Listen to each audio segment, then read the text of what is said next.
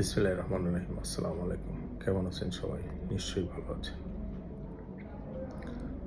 সবাই আমরা দেশ নিয়ে ব্যস্ত, উদ্বিগ্ন। কোথায় যাচ্ছে, কি হচ্ছে, দেশের সংস্কার, রাজনৈতিক সংস্কার, বিভিন্ন সংস্কার, রাষ্ট্র সংস্কার। সবাই সংস্কার করছি, কিন্তু এই সংস্কারের গোড়াতেই তো ঝামেলা। কারণ হচ্ছে, আপনি দেখবেন একটা বাচ্চা যখন ভূমিষ্ঠ হচ্ছে, তখন যখন হসপিটালে যাচ্ছে, তখন তার সিজার করা হচ্ছে। বাংলাদেশের প্রেক্ষাপটে যত যে পরিমাণ সিজার করা হয়, আমার মনে হয় পৃথিবীর ইতিহাসে কোনো দেশে এই পরিমাণ সিজার করা হয় না। এটা কিন্তু একরকম ব্যবসা। সো একটি শিশু যখন সিজার হয়ে বেরোচ্ছে, তখন সে কিন্তু ব্যবসায়ী পরিণত হচ্ছে। সে অনকাইন্ড অফ প্রতারণার শিকার হচ্ছে। এই শিশুটি যখন সাপ্লিমেন্টারি খাচ্ছে বা যখন গরুর দুধ বা অন্যান্য ওষুধগুলো খাচ্ছে, আমরা দেখেছি যে এইগুলোতে বেসিক্যালি দুধের কোনো এলিমেন্টস নেই। এখানে একটা বাচ্চা বা শিশু প্রতারিত হচ্ছে। একটা বাচ্চা যখন স্কুলে ভর্তি হতে যাচ্ছে, তখন দেখবেন এই বাচ্চা স্কুলে ভর্তি করানোর জন্য তার বাবা মাকে ঘুষ দিতে হচ্ছে। সো এই বাচ্চা কিন্তু একরকম প্রতারণার শিকার হচ্ছে। ওই বাচ্চার ভিতরে ঘুষের প্রবণতা তৈরি হচ্ছে এবং আমরাই করছি। আমরা অভিভাবকরা করছি, যে কারণেই হোক, যেভাবেই হোক।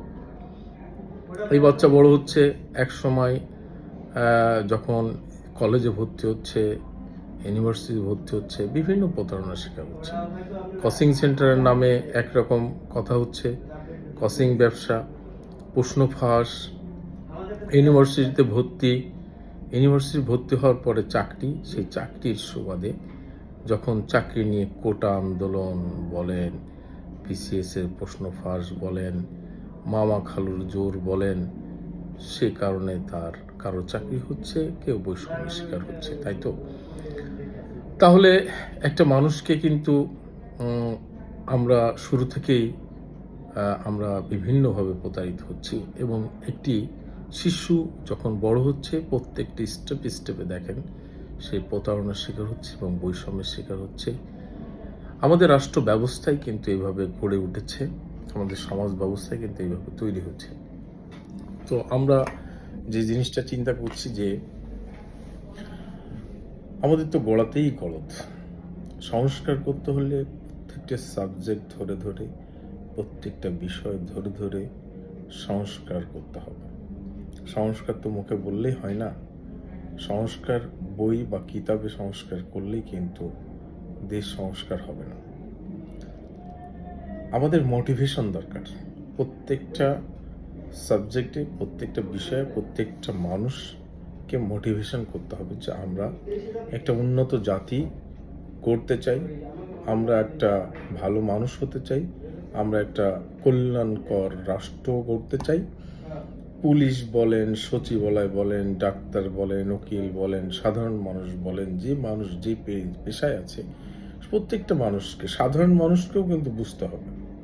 কারণ সাধারণ মানুষ ঘুষ দিচ্ছে আর একটা গ্রুপ ঘুষ নিচ্ছে।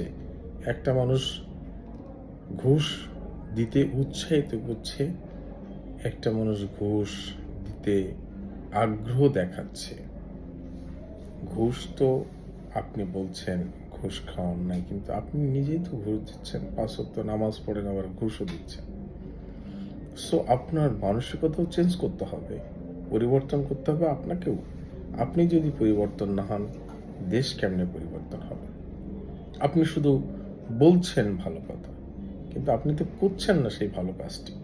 আপনি আপনার নিজের পরিবার থেকেই শুরু করেন, আপনার প্রফেশন থেকেই শুরু করেন। তাহলে না আপনি বলবেন যে একটি দেশ কল্যাণকর দেশ হবে, একটি দেশ সংস্কার হবে, একটি দেশ ভালো হবে, একটি দেশ উন্নত জাতিতে পরিণত হবে, সমাজ ব্যবস্থা বা রাষ্ট্র ব্যবস্থার পরিবর্তন হবে অটোমেটিক্যালি। পুলিশ বলেন, প্রশাসন বলেন, শিক্ষা বলেন, স্বাস্থ্য বলেন, যেখানে যাবেন সেখানে যেন দুর্নীতি আখড়া তৈরি হয়েছে, দুর্নীতির মহোৎসব তৈরি হয়েছে। আমরা মানুষ ঘুষ দিয়ে চাকরি নেওয়ার প্রবণতা তৈরি করছি আমরা, কারণ এই সিস্টেমটাকেই চালু করে দেওয়া হয়েছে। আপনি ঘুষ না দিলে কোনো কিছু চলবে না। আপনি ঘুষ ছাড়া চাকরি পাবেন না, আপনি ঘুষ ছাড়া আপনি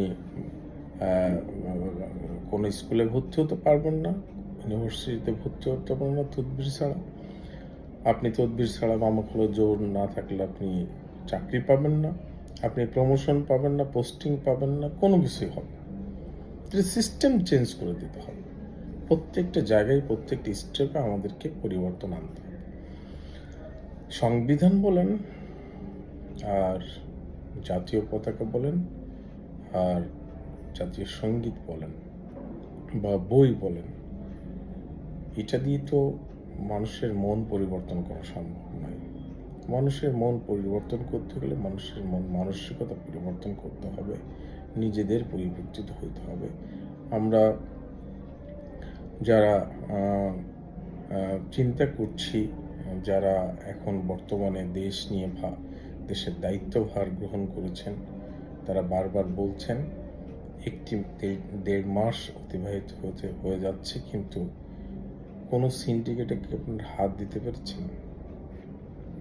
ব্যবসায়ের একটা বড় সিন্ডিকেট, এই কোনো সিন্ডিকেটে এখনো হাত দিতে পারেন নাই। একটা কেউ হুঙ্কার দিয়ে বলতে পারে না যে বাংলাদেশে কোনো সিন্ডিকেট থাকবে না, আজকে থেকে সিন্ডিকেট বন্ধ করতে হবে। সো আমরা কিছুই পারি না। সো আমরা নিজেরা পরিবর্তনে আল্লাহ ভরসা, আল্লাহ।